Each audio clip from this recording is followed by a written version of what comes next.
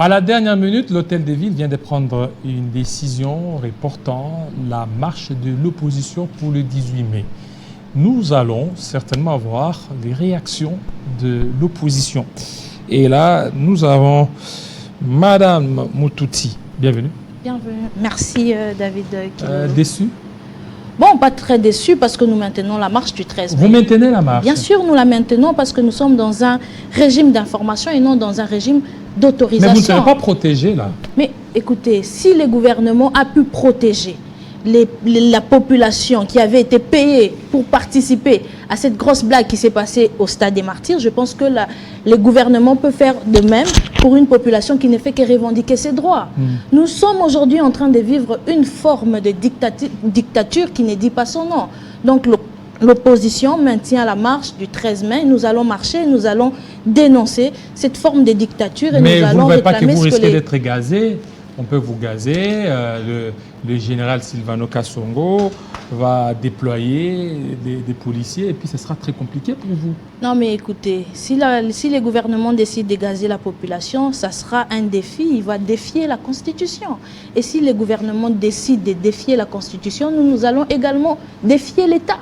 Nous sommes là aujourd'hui pour dire à la population que cette forme de refroidissement qui a été mise en place, cette machine de refroidissement qui a été mise en place, est une machine que nous allons désactiver parce que nous sommes là pour dire à la population d'être nombreux les 13, parce que les 13 c'est les rendez-vous du peuple. Et nous allons marcher pour décrier notamment l'insécurité à l'Est, nous allons marcher pour décrier notamment tout ce qui ne va pas bien avec la vie chère. Aujourd'hui, c'est intenable de vivre à Kinshasa. Pas que à Kinshasa, mais dans toute la République démocratique du Congo. Nous avons le droit de dénoncer la mauvaise gouvernance et nous avons le droit de dire que ça suffit. Nous devons avoir une bonne gouvernance et le pays doit décoller. Voilà, Monsieur Dev, vous êtes là, mais pourquoi ne pas respecter l'ordre de l'Hôtel des Villes, le 13-18, juste pratiquement 5 jours à attendre? Ça ne coûtera rien. Oui, mais la question qui se pose, c'est pourquoi l'Hôtel de Ville décide de ramener cette marche au 18 mai.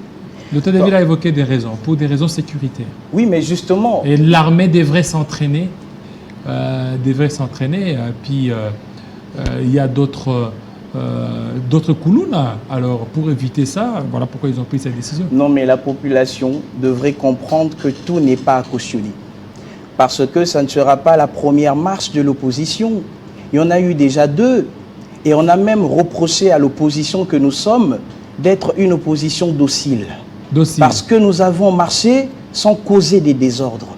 Parce que nous sommes une opposition qui prône quelque part une certaine moralité. Et ce n'est pas à une opposition aussi exemplaire qu'on va donner des exemples de sécurité ou reprocher ou à qui on va reprocher l'insécurité. Moi, j'estime que si aujourd'hui le peuple, qui nous estimons fait aujourd'hui partie du meilleur côté de l'histoire, duquel nous appartenons, nous l'opposition, cautionne ce report, c'est quelque part pour dire qu'il accepte de cautionner un report qui est en train de se dessiner, même des élections, au regard de ce qui se passe. Parce que finalement, c'est ça le régime actuel, un régime de report et de rapport. C'est-à-dire que tout n'est jamais à cause d'eux, et voilà, même lorsqu'ils organisent des choses, ou même lorsqu'ils sont concernés par des choses, il faut toujours que cela puisse être rapporté au lendemain. Et puis, même si c'est la cause de l'insécurité qui est la cause de ce report, qu'est-ce qui les garantit que cette insécurité qui devait avoir lieu le 13 n'aura plus lieu si on met ça le 18, elle ne sera pas projetée pour le 18. Qu'est-ce qui les rassure que cette insécurité n'aura pas lieu le 18?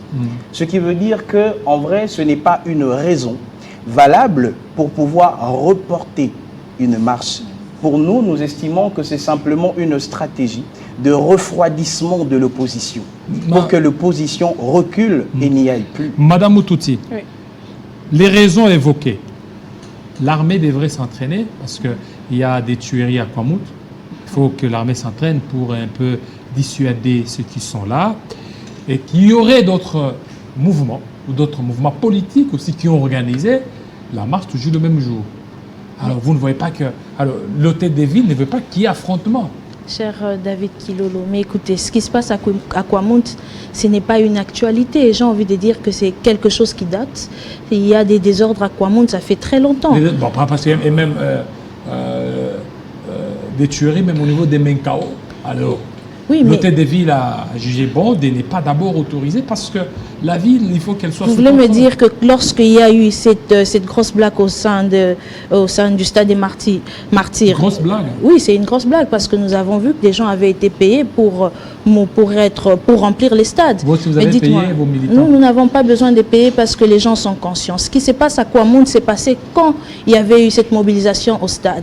Et cette raison n'avait pas été évoquée. Pourquoi cette raison est évoquée maintenant? Et vous pensez que les 18, ce qui se passe à Kouamoun sera résolu? Je ne pense pas. Parce que ce qui se passe à Kouamoun et ce qui se passe à l'Est date. Et aujourd'hui, nous constatons simplement l'échec d'un quinquennat.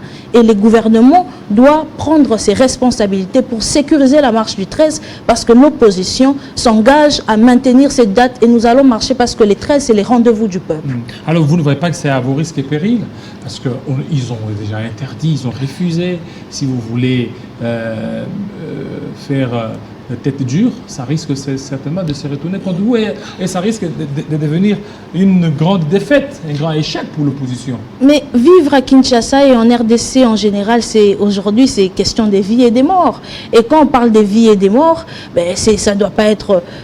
La question ne se pose pas si on y va ou pas. Le vrai danger, laissez-moi vous dire, cher David Kilolo, n'est pas d'aller les 13 et d'être gazé. Le vrai danger, c'est ces gouvernements qui a démontré ses limites. Le vrai danger, c'est ces gouvernements qui s'étaient engagés d'accélérer, de relancer même ces développements socio-économiques et nous constatons simplement que ça n'a pas été fait.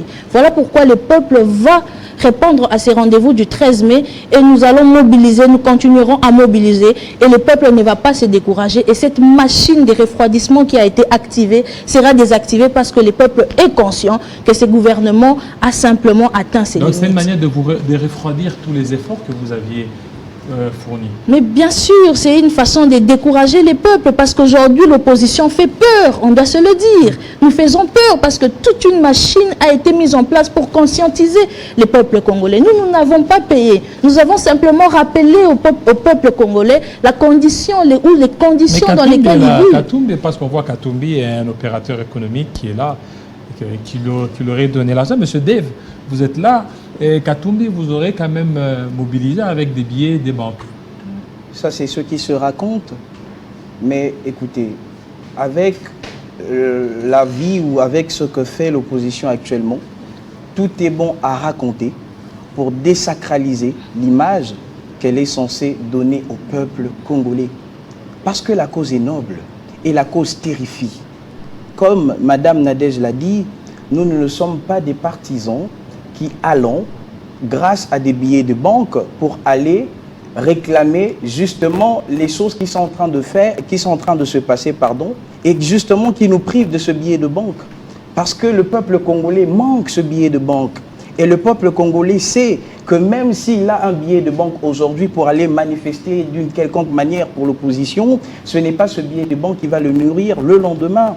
Donc le peuple congolais sait qu'il n'est pas suffisamment bas pour aller justement dans des tels affronts parce qu'on lui a donné des billets. Si c'est une pratique qui se passe de l'autre côté du versant et que c'est une pratique qui veut être communiquée comme étant ou comme se déroulant également de notre côté, simplement c'est faux. Ça se passe de l'autre côté, mais pas chez nous. Nous y allons parce que nous y allons de cœur ardent, parce que les raisons sont en train de souffler dans notre cœur et nous en avons marre que les choses se passent de cette façon. Nous y allons pour faire comprendre et faire connaître nos droits à nos gouvernants et pour que eux comprennent que le peuple congolais mérite une certaine dignité. Voilà, mérite une certaine dignité. Vous êtes en cravate rouge, votre mentor a des mailles avec la justice.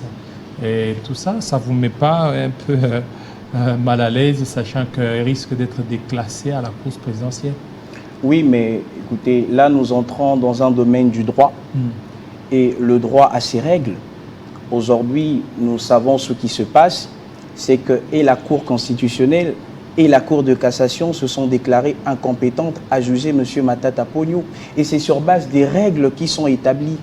Parce que si nous devons avoir des termes un peu plus bas, c'est que le droit dit que pour connaître du fond d'une affaire, c'est-à-dire pour que le juge puisse prononcer une décision, si nous devons considérer cette décision comme étant un enfant, il faut qu'il y ait un père qui est le fond, et une mère qui est la forme.